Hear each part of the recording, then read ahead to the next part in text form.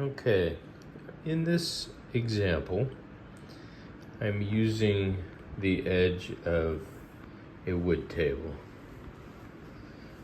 And I've put some dissolver on here to take off the first part of the finish so that I could testing a couple different acrylic poly floor finishes that are environmentally safe, non-toxic. But you can see this is previous damage, like where a cup was. You know, there's some indentions.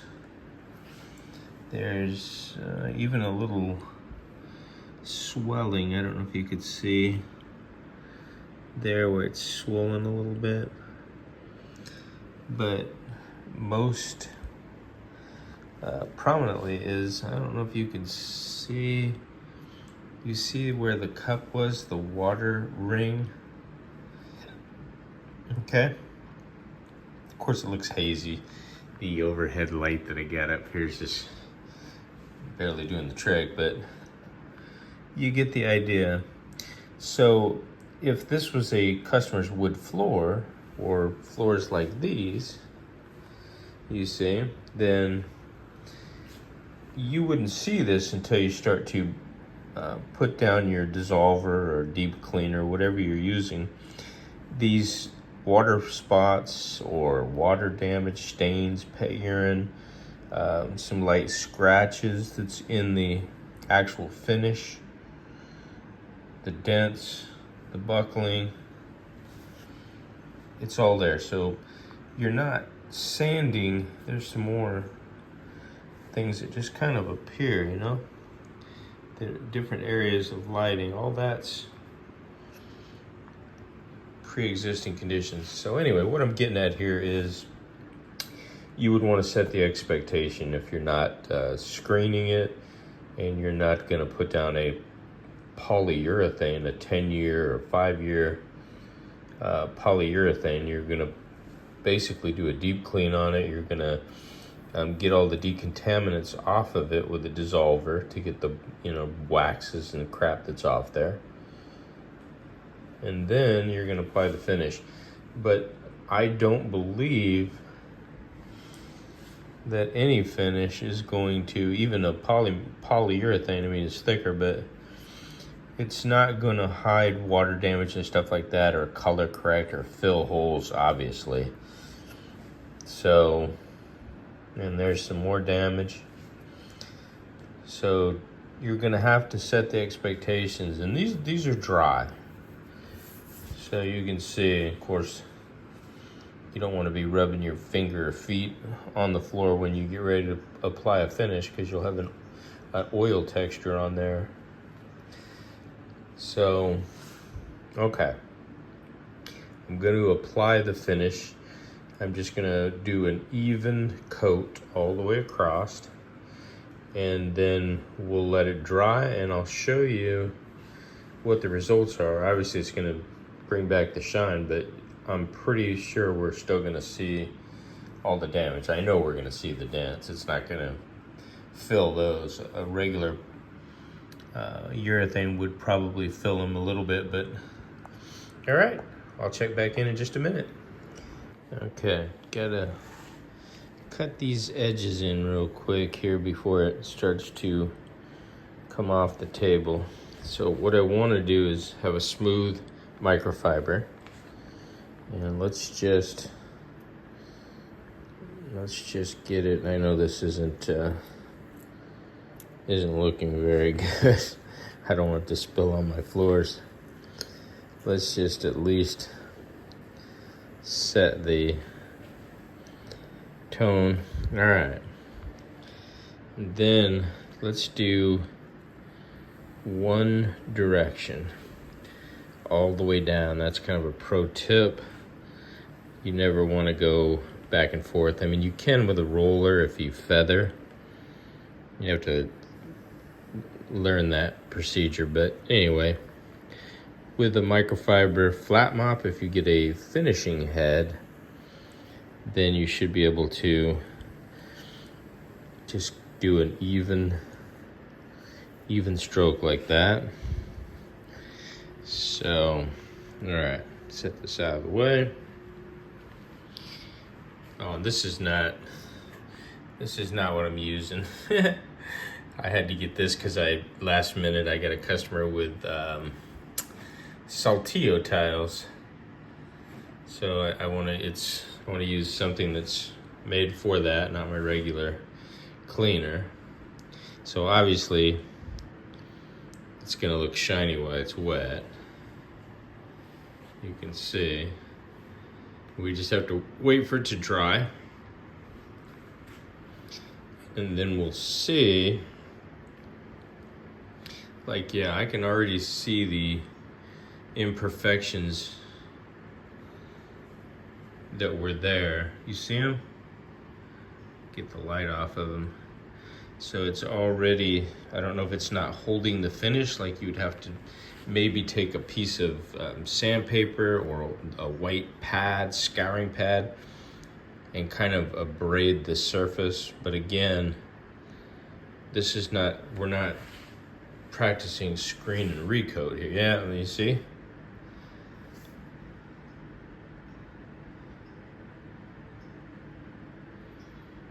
Yeah, I don't know about that. And then, so a couple of the different products I'm using, the professional acrylic floor finish.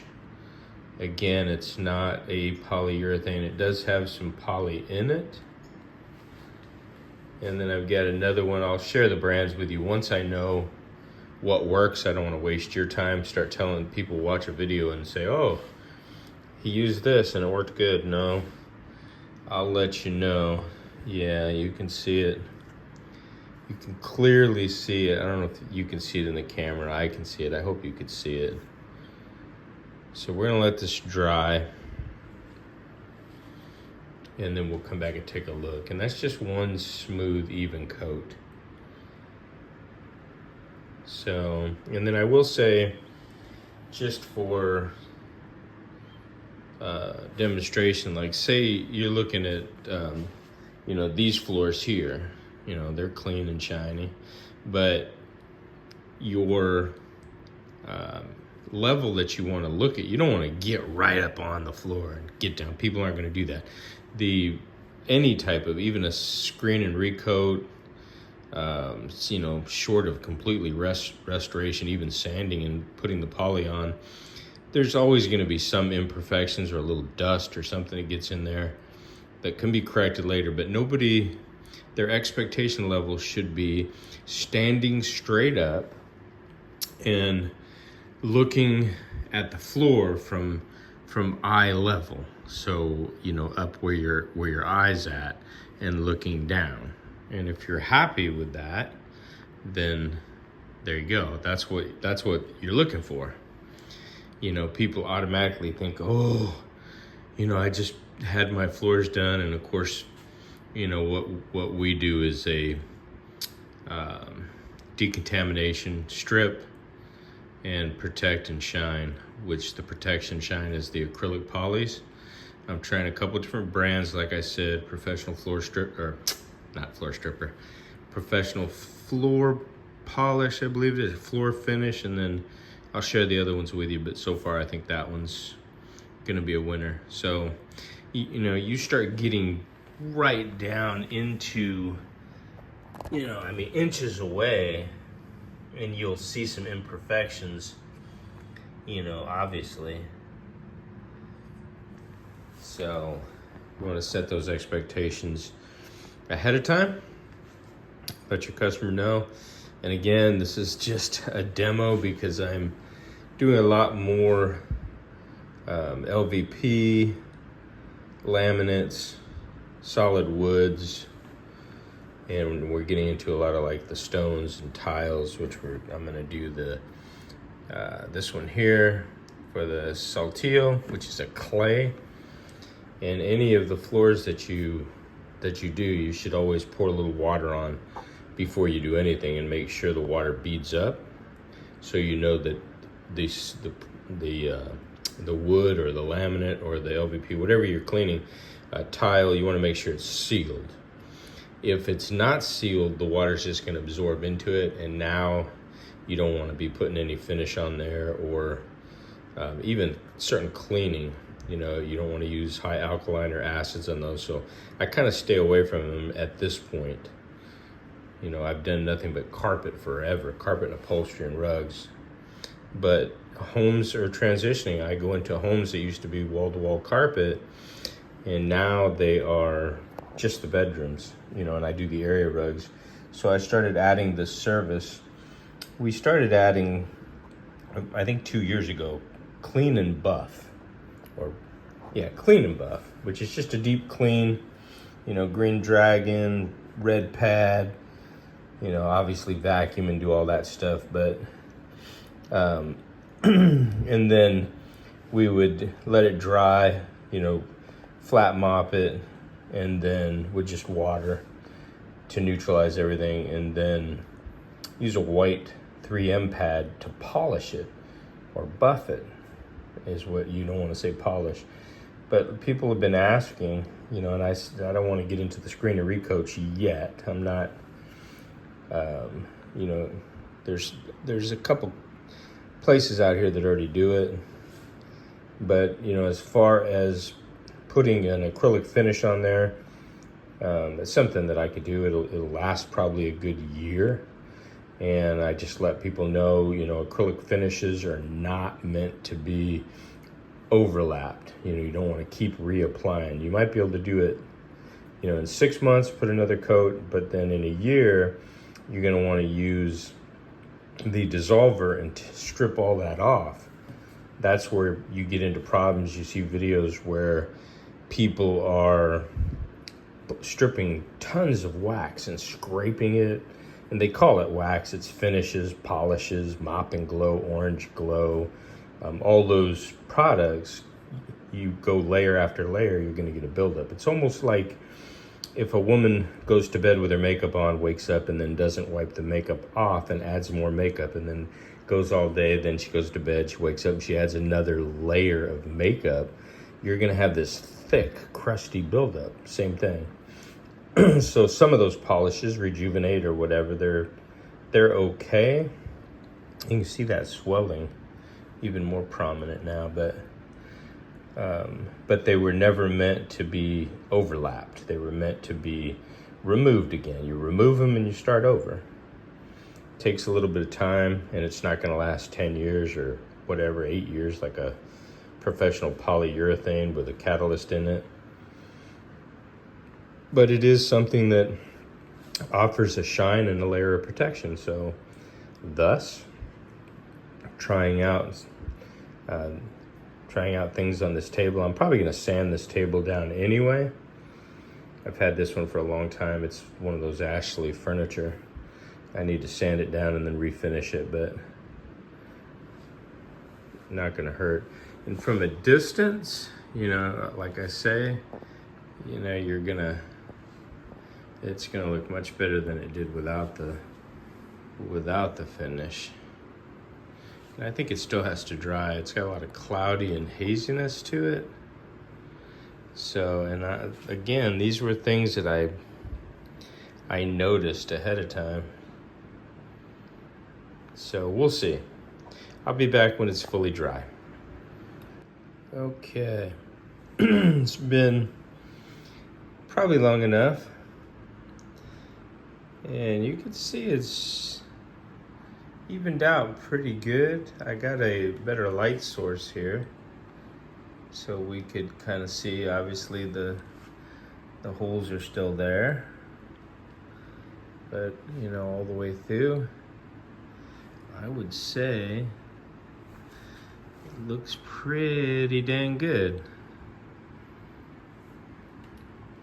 So it did need to dry, and I don't really see the watermarks as much. I see the scratch, and oh, I can see, depending on the lighting. Okay, you see that? So if you get an overhead light right on it, you could see the watermark right there. Let's see if we can manipulate the light, but definitely, I mean, definitely an improvement. for sure. Nice shine.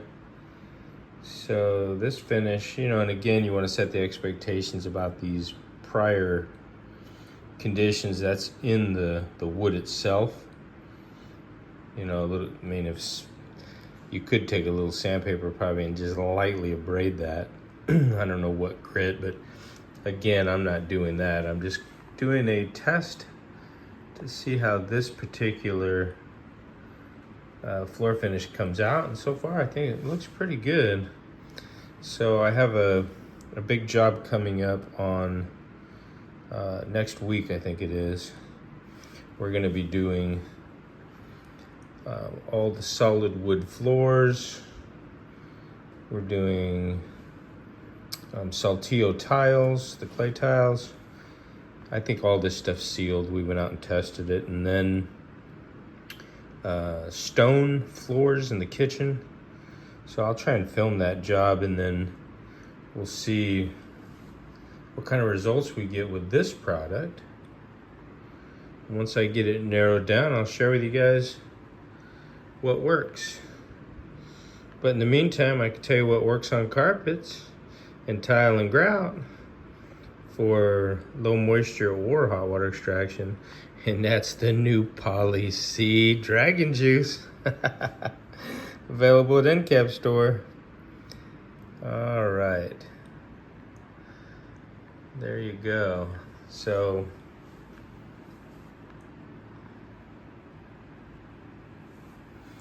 and again, this, I know some of you might be bored by this video and I'm spending a lot of time going over the same stuff, but this is more for documentation for myself, so I can get an idea.